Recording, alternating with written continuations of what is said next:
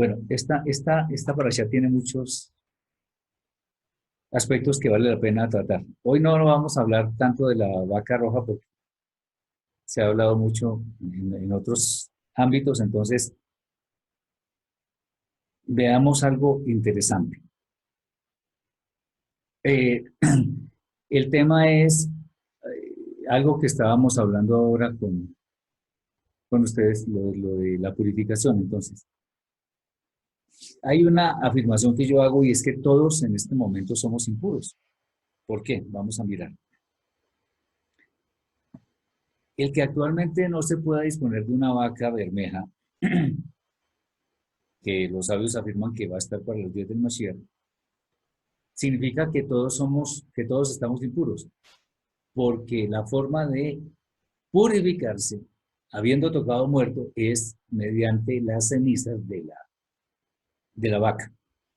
Obviamente, pues las condiciones no se dan porque no está el templo, no están los sacerdotes y en consecuencia pues tampoco está la vaca a la sana. Y al no estar ninguno de estos elementos, pues no podemos purificarnos. ¿Qué significa? Que básicamente todos estamos en un nivel de impureza. Hay dos formas de ver a los que la Torah llama muertos aquí.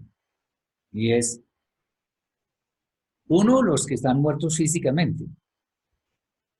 Obviamente ese es el, digamos, el principio básico. Pero también nosotros hemos tenido contacto con muchas personas que en cierta forma están muertas espiritualmente.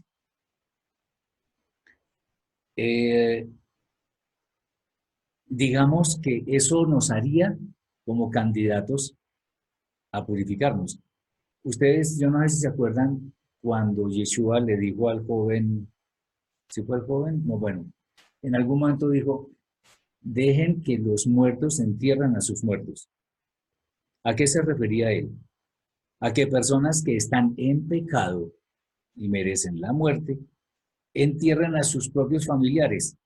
Él no se estaba refiriendo a que dejemos nuestra familia, a que abandonemos a nuestros seres queridos, sino a que estando en una condición espiritual inferior, llamémoslo así, pues lo que le queda a una persona así es seguir en lo mismo porque no quiere ir en el camino de Yeshua. Por eso dice, dejen que los muertos entierren a los muertos. Seguir a Yeshua implica algo muy grande y es que, digamos, la interpretación correcta que él hizo de la Torah está muy por encima de obediencia a nuestra familia, por ejemplo. Si el papá o la mamá que tenemos, ojalá que ninguno en de nosotros tenga ese problema, pero está con deseos de que nosotros hagamos algo malo, nos metamos en idolatría, nos involucremos en robos, asesinatos, pues obviamente no vamos a obedecer porque primero está la Torá. El Eterno prohíbe todas estas cosas. Primero le debemos obediencia al Eterno que obediencia a nuestra familia.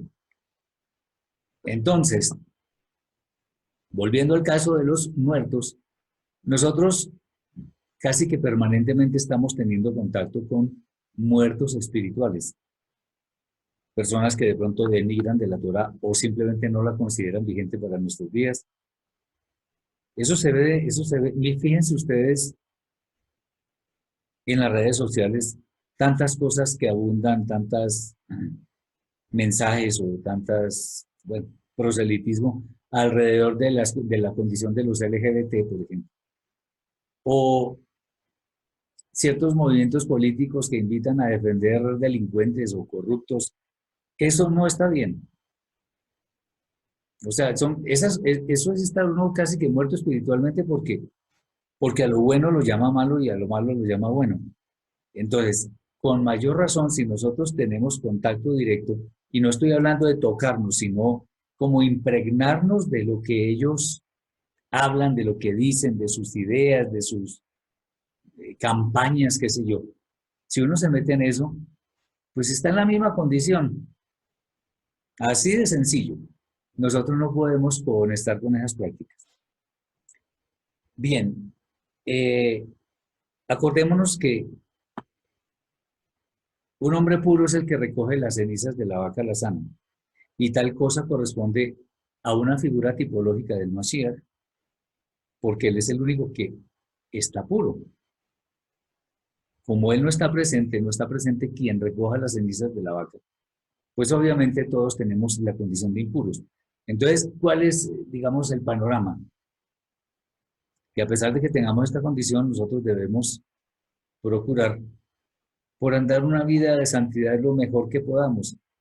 Dado que no existen los elementos para purificarnos físicamente, por lo menos que andemos en una condición tal en la cual nosotros seamos o estemos mejor en una condición que sea lo más pura posible, si así se puede decir. ¿Está claro? ¿Hay alguna duda? Bien. Fíjense que en lo que yo escribí hace tiempo, Sodoma y Gomorra llegaron a un nivel de impureza tan grande que el Eterno las consumió por completo. Solamente de allí salió Lot, si ustedes recuerdan. Pero el Eterno las consumió por completo y con fuego además. Eso es algo que debemos tener en cuenta porque el Eterno dijo que no nos iba a volver a, o sea, no iba a volver a mandar un diluvio de aguas en la tierra. Pero sobre el fuego no dijo que no iba a suceder. Además hay evidencias que hablan del fuego, como sucedió con Sodoma y Gomorra. Yo no sé si físicamente o cómo. A veces me pongo a pensar en el famoso calentamiento global y por ahí hay algo, pero bueno, no es el caso de especular sobre ese tema. Bien, eh, de acuerdo con lo que está escrito en la Torá, vemos ya pasando a otro tema que me parece muy importante. Es el hecho de, digamos, lo que sucedió con Moshe con su actitud. Eh, Fíjense lo que dice en Bemidbar 27 al 12, dice, y le dijo el Eterno a Moshe, toma la vara y reúne a la comunidad y a tu hermano Aarón y háblale a la roca ante la vista de ellos y de la roca manará agua que darás a la gente y a los animales. Y Moshe tomó la vara delante del Eterno como él le había ordenado y Moshe y Aarón reunieron a la congregación delante de la roca y les dijo, oíd ahora, rebeldes, ¿podremos hacer brotar agua de esta roca? Y levantó Moshe su mano y con la vara golpeó la roca 2 veces. Y comenzó a salir de ella agua en abundancia, bebiendo entonces la congregación y los animales. Y le dijo el Eterno a Moshe, por cuanto no creísteis en mí, glorificándome a los ojos de los hijos de Israel, no haréis entrar a este pueblo en la tierra que les prometí. Muchos dicen que si no habrá sido un castigo muy grande para Moshe no haber entrado en la tierra prometida por eso que hizo. No, no fue muy grande, porque él era el líder del pueblo. Y fíjense que él cometió no uno, sino varios errores. Entonces, fíjense lo siguiente. Lo primero, el Eterno le ordenó hablarle a la roca. Fíjense ustedes que anteriormente sí se había golpeado la roca. Es como cuando un niño está aprendiendo a los golpes, o se cae, o hay que darle por la cola o algo así. Cuando ya está grande, ya no se le coge a golpes, sino que se le habla. Fíjense acá. El Eterno le ordena hablarle a la roca, pero Moshe le habla al pueblo. Ni siquiera miró la roca. Les digo, oigan, rebeldes. O sea, de una vez se le había saltado la que sabemos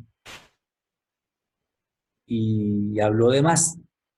Oye, ahora rebeldes, ¿podremos hacer brotar agua de esta roca? Entonces, es entendible que Moshe estuviera airado contra Israel. Claro, porque se quejaban y nada positivo salía de sus labios. Eh, pero el asunto fue que a él se le fue la mano. Él digamos, no, fue la ocasión en que menos mostró dominio propio. Segundo lugar, trató de rebeldes. O sea, primero no le habló a la roca, sino al pueblo. Segundo, trató de rebeldes a los israelitas. Que eso sea cierto o no sea cierto, no le da derecho a Moshe a juzgar desfavorablemente a Israel, porque seguramente había personas justas, personas buenas, pero ya dijo que todos eran rebeldes. Nosotros no tenemos derecho a juzgar a los demás, y mucho menos por apariencias, así como dijo Yeshua, no juzguéis según las apariencias, sino juzgad con justo juicio. Acordémonos que de la forma como juzguemos nosotros, nosotros seremos juzgados. Después dijo, podremos hacer brotar agua. Moshe no dijo que era por el Eterno, sino podremos nosotros.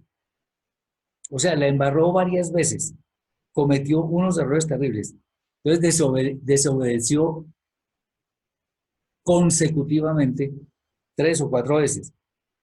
Entonces, él no le dio la gloria al Eterno, que es quien hace brotar el agua, sino que él dijo, nosotros hacemos brotar agua de esta peña. Gravísimo. Y eso que era Moshe. Entonces, eh, aunque el pueblo judío trata de justificar a Moshe, eh, lo cierto es que el castigo que el Eterno le impuso demuestra que la falta sí fue muy grave, muy grave. No podemos ponerle cuidado a los judíos que digan que Moshe sí, que un arranque de no sé qué. No, nos debemos poner desde el lado del Eterno, que fue el que dijo, usted no entra a la tierra prometida. Fuera de eso, Moshe no le habló a la roca, sino que la golpeó y además 2 veces. Eso está escrito. No le fue ordenado ni golpearla y además tampoco que repitiera su golpe. Recordemos que el Eterno no necesita ni de nuestra fuerza, ni de nuestras posesiones, ni de nuestra sabiduría, ni de nuestro conocimiento. Él no necesita de nada de nosotros. Nada. Eh, Esto nos muestra que aún los grandes hombres tienen momentos de debilidad. Tenemos que ser conscientes de algo. Nunca podemos tomar decisiones en uno de estos estados, ni con miedo, ni con mucha tristeza, ni con depresión, ni con mucha alegría, estaré muy efusivos, porque siempre vamos a tomar decisiones que no son. Las decisiones debemos tomarlas en un estado de tranquilidad, con la cabeza fría, sin tener emociones para un lado muy alegres o muy tristes para otro, ni con miedo, ni con como les decía, ni como con depresión, no. Las decisiones se toman estando uno tranquilo, analizando todo objetivamente, y ahí sí. Una persona con miedo no puede tomar buenas decisiones. Una persona con ira tampoco. Y una persona que está muy alegre tampoco. Pueden llevar a excesos. ¿Sí me están entendiendo? Entonces, con cabeza fría. Eso que hizo Moshe puede hacerle un juego muy,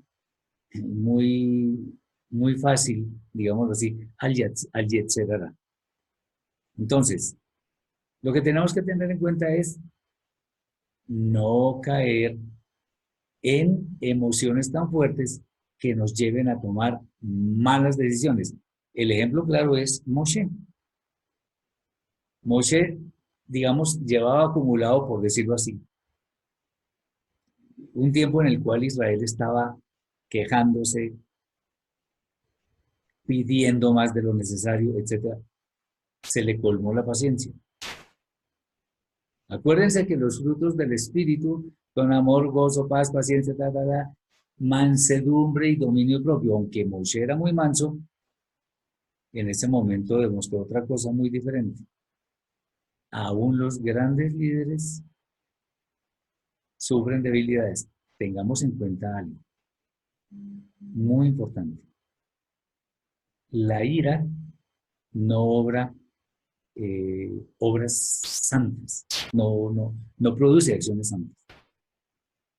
La ira nos lleva a cometer muchos errores. El único que se enojó sin pecar fue Yeshua. Por eso el Rab Shaul nos dice, airaos, pero no pequéis. O sea, uno puede estar bravo por algo, claro. Uno puede estar enojado por la injusticia, por la maldad, por muchas cosas. Pero que eso no lo lleve a uno a tomar, por ejemplo, justicia por la propia mano. Porque entonces vamos a tener unos problemas terribles. ¿Sí van conmigo? ¿Alguna pregunta hasta acá?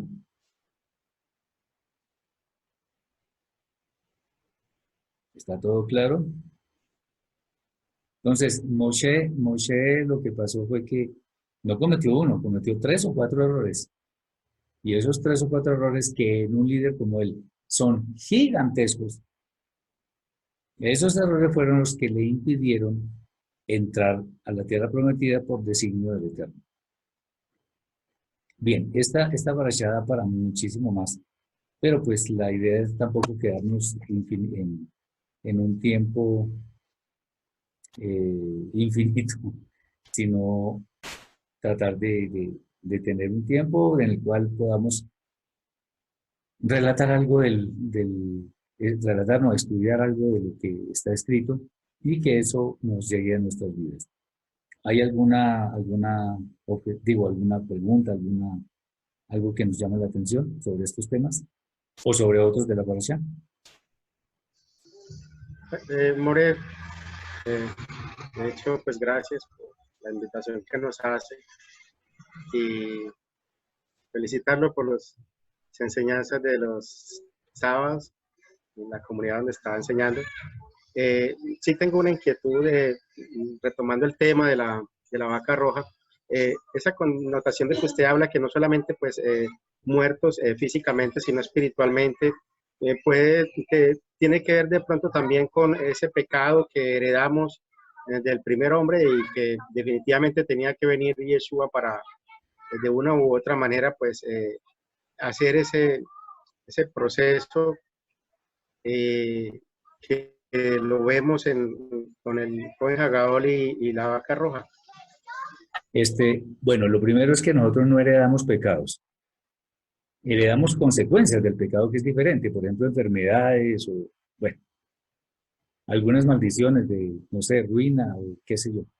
Pero pecados no heredamos, porque el Eterno dice, el alma que pecare, esa morirá. Ahora, aprovecho para decir algo referente a lo de los muertos. Cuando decimos que nos impurificamos con los muertos, estamos tratando es de decir que no debemos juntarnos con gente que esté en chismes, esté en murmuraciones, que esté en pecados de robo, de asesinato, de todas esas cosas. Eso es lo que nos impurifica. Entonces, lo que hay que hacer es evitar el contacto con todas estas personas, porque pues eso para nosotros es muy nocivo. O sea, añadido a que nosotros estamos impuros físicamente porque no tenemos templo, no tenemos Kohanim y no tenemos vaca roja, vamos a estar muy impuros también espiritualmente porque estamos inundados de chismes, inundados de mentira, de robo, de asesinato, y pues la idea es separarnos de todo eso. ¿Sí? Entonces, ese es el tema. Pues entonces, pecados no los heredamos otras cosas.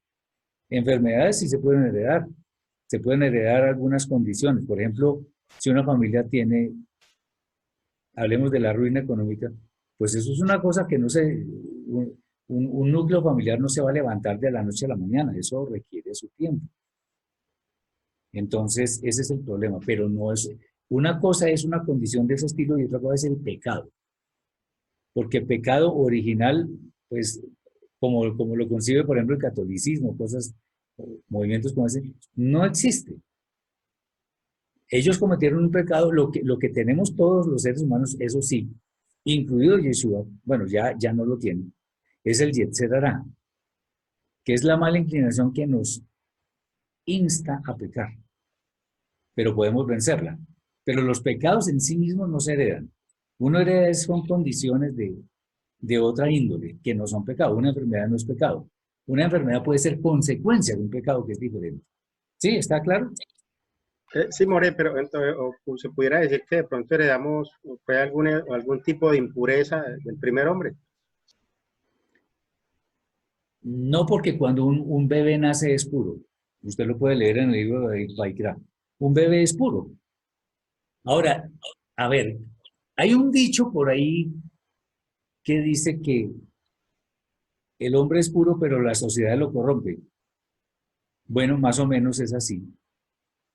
Porque una persona que no tiene noción de la maldad, la conoce por medio de los actos pecaminosos de una sociedad que está imbuida en todas esas conductas. Pero más que heredar es, digamos, en cierta forma heredamos, pero el yetzer hará, la inclinación al mal, no el pecado. ¿Sí? Muy bien. ¿Alguna otra pregunta? Yo, More, Sí, dime, Marcelito.